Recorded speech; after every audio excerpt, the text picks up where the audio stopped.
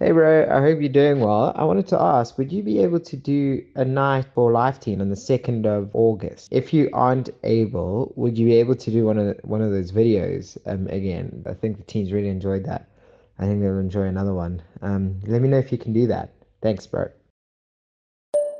No. Good life. It feel like Atlanta. It feel like LA. It feel like Miami. It feel like NY. Summertime shy. Honor. The act that entails self-respect and staying true to one's principles. But is honor a bad thing? It depends. Remember in the last video when I talked about the 10 commandments? One of them included honoring thy mother and father.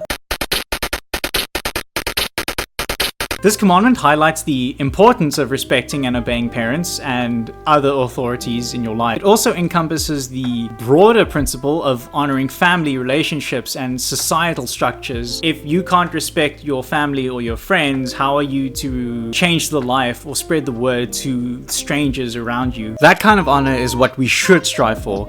Honor God, honor your family, your friends, and respect yourself. Even if the person you're honoring doesn't have any, you shouldn't throw yours away for the sake of stooping to their level. Stay true to yours. But what about the bad side of honor? Well, despite its merits, earthly honor has its drawbacks. One of the main disadvantages is its potential to fuel violence. In societies where honor is equated with reputation, insults to one's honor can escalate into conflict. Remember, Jesus fully embodied what it was like to be stripped of all earthly honor when he was put to trial, mocked, and crucified. Living humbly doesn't mean that we have to stray away from success. It doesn't mean never accepting praise, and it doesn't mean embracing an unpleasant life. But it means living a life that recognizes God's glory more than our own. So, how do we find the balance in honor? What's the one place you think of where people hold honor in high regards? So much so that their lives are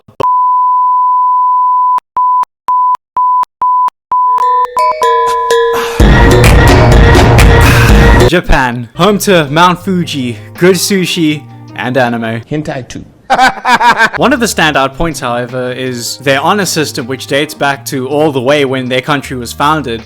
Japanese honor became a lot more prevalent during the Kamakura period, which is this era according to the Gregorian calendar. Now, this is a very bloody and dark part of Japanese history. However, one thing that came out of this era in particular were samurais. Now, I don't need to sit here and tell you about the samurais. We all know what they are. They are literally the cover of anything cool in media, which ranges from books, artwork, movies, video games. Not you. However, samurai's honor is different to that of what we as Christians should follow. Whereas we honor God, samurais honor whoever's in power, whether it be shoguns or emperors.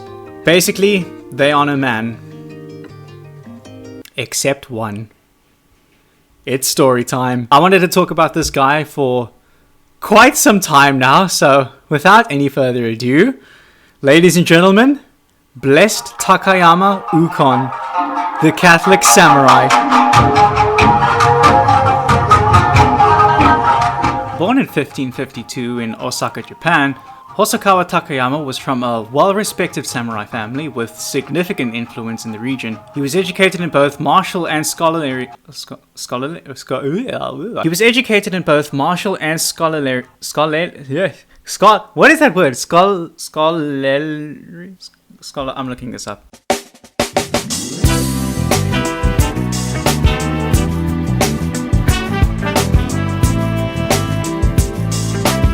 Scholarly, okay. He was educated in both martial and scholarly arts, showing early promise of becoming a great leader. However, in the 16th century, he was deeply influenced by Jesuit missionaries, particularly by the work of Francis Xavier, who had begun spreading Christianity in Japan. Ukon's conversion was a significant decision, considering that during this time you would be executed for just simply being a Christian. Despite this, he was baptized at the age of 11 after his father converted as well. However, he never really took his faith seriously until the age of 20, when he underwent a one-on-one samurai duel, which he was severely outmatched. Despite the odds, he managed to win the duel, but not without injury. It was at this point that he decided to completely give himself up to Jesus, choosing to love thy neighbor rather than fight them. Now, let me just say, Ukon did a lot, and I mean a lot of things in his life. So much so that this video could take an hour. It's only 15 minutes long, don't worry about it, babe. For example, he would invite other samurai to his home to have mass said for them. He was the lord of Takatsuke Castle. He'd mastered tea ceremony under the legendary Grandmaster Sen no Rikyu. The list goes on. He was literally the main character of Japan at the time, so I'm just gonna have to summarize what he was most well known for. Saying no 3 times.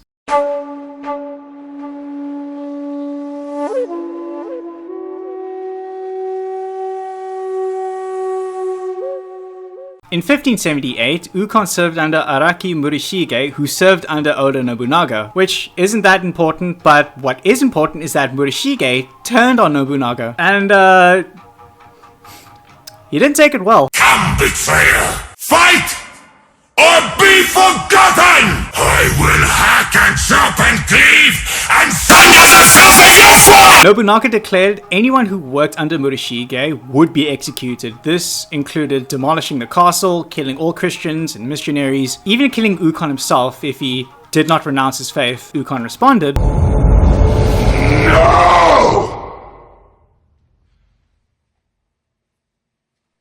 Nobunaga had an army placed outside of Ukon's castle, to which Ukon prayed about it, eventually shaving his head as a sign of retirement. Later that night, Ukon would show up at Nobunaga's weaponless and alone. Which, can I just say, can you imagine how Nobunaga must have felt waking up to a bald samurai in his room?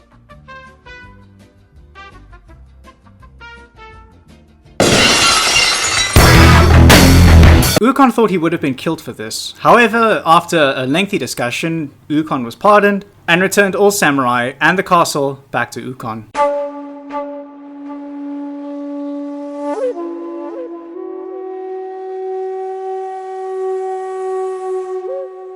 In 1587, 5 years after Nobunaga was assassinated, I wonder who could have done it! Ukon served under the new general, Toyomi Hideyoshi, which turned out to be a very good partnership because they expanded their territories all the way to Harima after the Battle of Harima was won. While the Gaspar Collio arrived in a decorated ship to offer his congratulations to Hideyoshi, Ukon warned him that the Jesuits should present the ship as a congratulations, considering that the Japanese weren't on good terms with Christians. Father Collio's reaction was, well...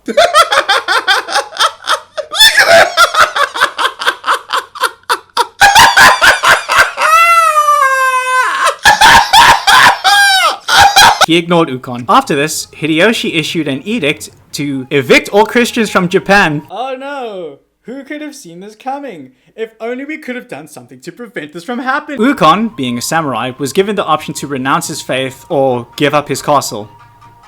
Again, Ukon went into hiding and was never heard from again until 5 years later when he met up with Hideyoshi and conducted tea ceremony, to which he regained his partnership and was given permission to keep his faith. However, Hideyoshi urged that the Jesuits should keep a low profile.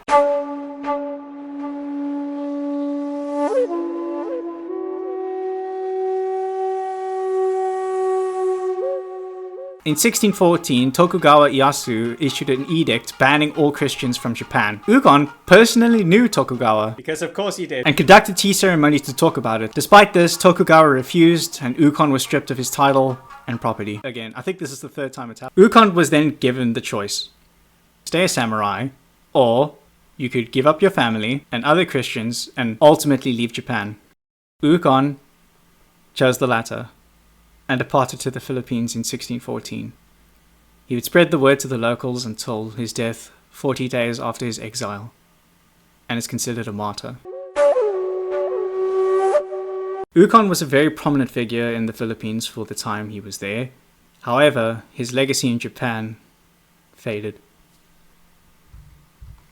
Until February 7th, 2017, Ukon resurfaced and was beatified by Cardinal Angelo Amato in a ceremony held in Osaka. And at the time of making this video, Ukon only needs a miracle to be performed through his intercession to become a saint.